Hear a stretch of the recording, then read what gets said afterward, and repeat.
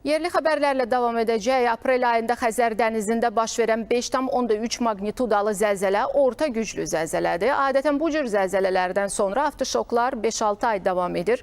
Bu fikirlər şəhərsalmada seysmik təhlükə və risklərin qiymətləndirilməsində Yeni Yanaşmalar adlı konfransda səsləndirilib. Seysmoloji Xidmət Mərkəzinin baş direktoru Qurban Yetirmişlinin sözlərinə görə bu cür yeraltı təkanlardan sonra ətrafda layların hərəkətləri və parçalanmalar davam edir.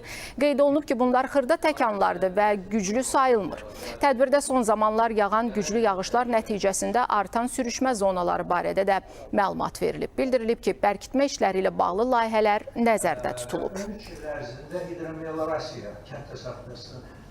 Telegüllədən biraz aşağı olan oradakı baş vermişdi. Orada bilirsiniz, orada fundamental işlər aparmaq lazım. Bu saat deməli biz Bibeybətdir, Patamdardır, bu sahədə təkliflər verilib ki, orada deməli o bərkitmə işləri orada tədqiqat aparaq və ondan sonra layihələndirilən işləri aparılsın və orada gələcək üçün böyük güclü bir fəsadlar törədən məsələ olmasın.